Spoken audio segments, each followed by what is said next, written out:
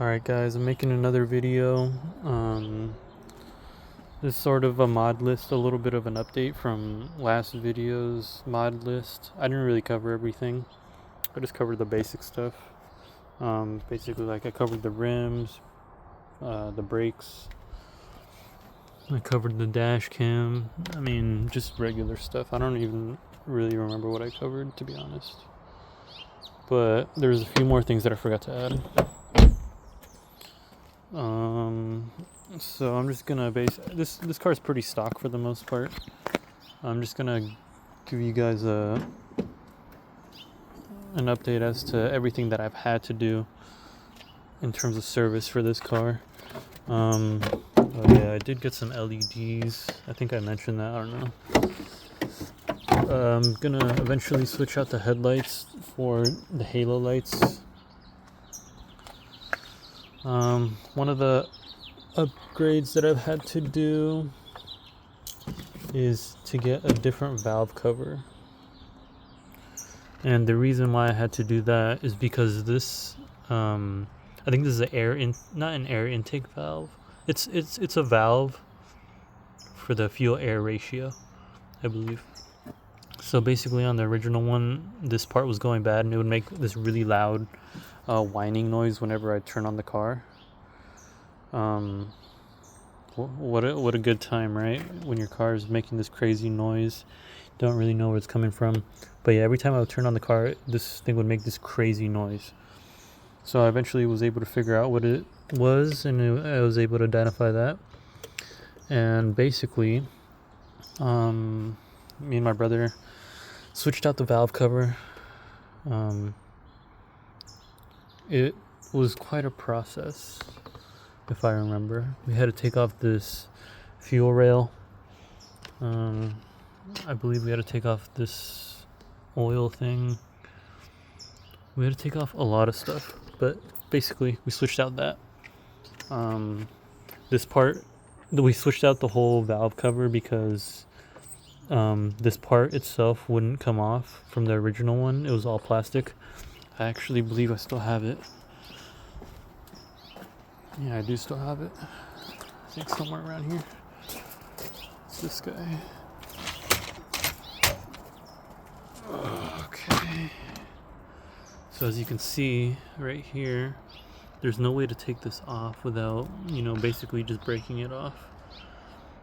So what we did, we just had to remove the whole thing. It's been up there for quite some time now. What else? We had to switch out the starter. The starter was going bad. I wish we recorded a video of that, but we basically had to remove everything. The valve cover, this thing, the ECU, all these cables, just basically everything. So we did that. I switched out the starter as well. The car's still stock, so for the most part there's no performance parts added. Yet, at least. And what else have we done?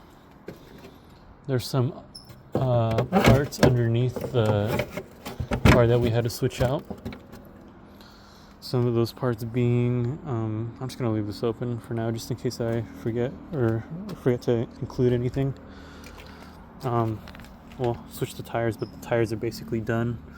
As you can see, I don't really drive the car very often, so. What was it? So there's this common problem that happens with these cars. I forget what it's called, but it basically holds the parking brake cables suspended underneath the car by this bracket, and the bracket itself is made out of plastic, so it tends to break. It's a very common issue with these cars, and how you'll be able to tell is when you're driving. If you're driving your car, and every time you accelerate for a little bit, you'll hear this rasping sound. It's like a rotating rasping sound that'll come from the center console from underneath your car. So I had to get that replaced. It was you want to get a metal bracket. They have them on FCP Euro. I believe they do. I'm pretty sure they do. But I just had my mechanic order one. He was able to switch that out, and the reason why that sound happens is because the parking brake cables are held in by a plastic retaining clip. That plastic retaining clip will break over some time because it's very flimsy, and the parking brake cables will rub on the drive shaft rotating underneath your car. So that will also be very annoying. You'll hear that when you're driving, when you accelerate more typically, because that's when the drivetrain flexes and it hits the parking brake cables. So we had to get that switched out. There was another issue with the car. I wish I could. I'm not a mechanic, so I can't like articulate the specifics of it, but it was something to do with something in the engine underneath the valve cover. I wish I had more information, but my mechanic was able to fix that. One thing I will say, I believe one of the air intake, what is it? You can kind of see it. Move this out of the way. You see those ridges right there? Those ridges are connected to the intake box, and at some point, they're made out of plastic, so they break very easily. It was cracked, so we had to get that hose replaced, and that's basically it. I'm trying to think of other things that I've worked on this car, but nothing is coming to mind. Yeah, that's pretty much it in terms of service. As far as modifications, I haven't really modified this car very much at all, actually. It's pretty much stock still. I plan to get a cold air intake at some point. I just haven't gotten around to it. Yeah, I mean, basically it. I'm trying to think of any other things that came up in my ownership of this car.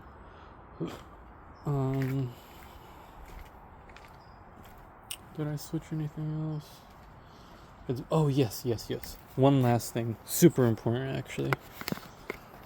So I brought my iPad out here. So I ordered this part right here. This is why I made this video. Turbocharger oil pipe inlet with check valve feed for BMW. So what this is oil feed line valve. This oil line is located, well, it's connected to your turbo, right? And stock from the factory, it doesn't have this valve. As you can see, this is a valve right here. It opens and closes as you accelerate or don't accelerate. The reason why I had to switch that out is sometimes what would happen during a cold start, smoke would come out the exhaust pipes. And the reason that would happen is because when you're driving, and then when you come to a stop, or whenever you get to your destination, you turn off your car, there will be some oil still left in that open valve, because this oil feed line that comes stock with the car doesn't have this valve. So oil will be, when you turn off the car, oil will still be in that oil feed line, and when you turn your car back on, it'll get sucked through the turbo, and it goes into your turbo, and that's what causes that smoke to come out, that plume of smoke. So I had to do some research, wondering why my car was smoking, and I found that to be the problem. I took it to a mechanic. My dad's friend is a mechanic. We were able to take it to him. He was able to get that swapped out, and the problem was solved. That just adds longevity to your turbo life. You don't want turbo getting sucked through and your car blowing out a bunch of smoke, and it would be a lot of smoke. Like, honestly, it was really embarrassing to drive around like that. It would only be like when the car started, but still, like, you don't want that to happen every time you turn on your car. So I was able to get that installed by a mechanic. I don't know how he did it, to be honest. It took a lot longer than we anticipated. I don't even know where it's located, to be honest. I'm assuming it's connected to the turbo. Maybe let me try to find it real quick. But anyways, another thing that I want to add to that, and this is what I heard from somebody else. So let me see if I can. You probably can't see it from here, honestly. But there's the turbo down there somewhere, and I guess that line is connected to it somewhere. But anyways, yeah, I had that installed because that could cause a major issue with your car. I'm making this video to help you guys out, and YouTube videos kind of help me out with this whole process, so I thought I'd make my own YouTube videos talking about these issues. What else was I gonna say? Oh yeah, so another issue regarding that plume of smoke that would come out with whenever you would turn on the car. I visited someone to go buy their BMW at one point, and he was like a computer, like, engineered software person, right? And if you see this button right here, this controls where it says automatic off. That controls the way. So basically, when you get to a red light and you press on the brake, it'll turn your car off for a second. That's what that button is for.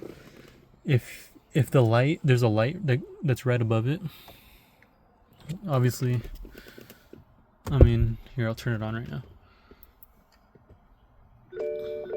As you can see, this light is on. When that light is on, that function is off. That's what this light means.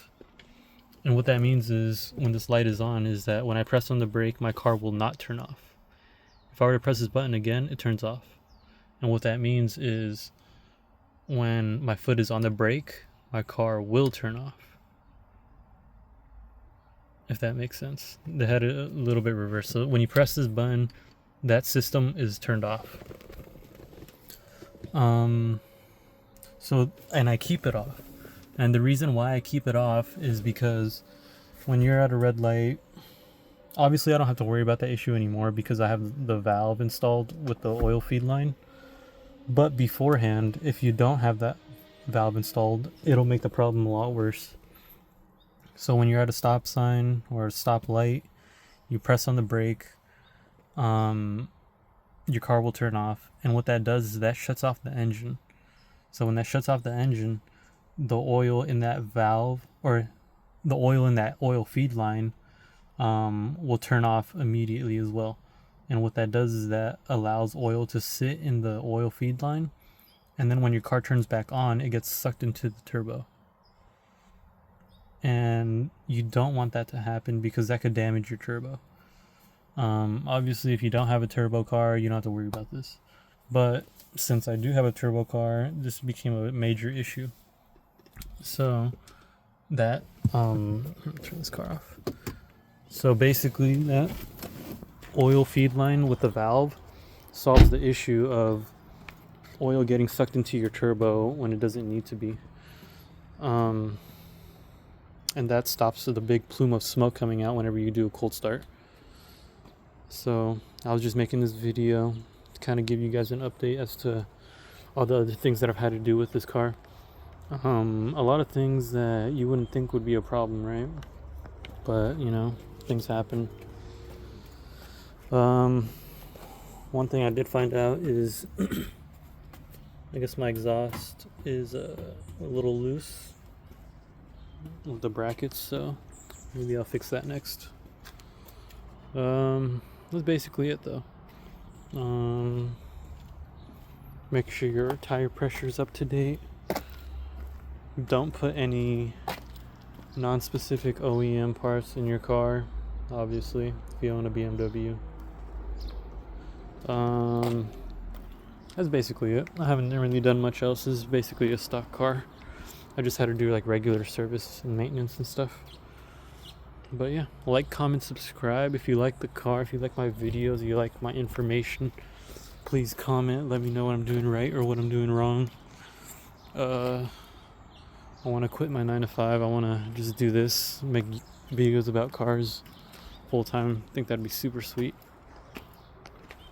Alright, peace y'all. Peace, love, happiness. Yep, later.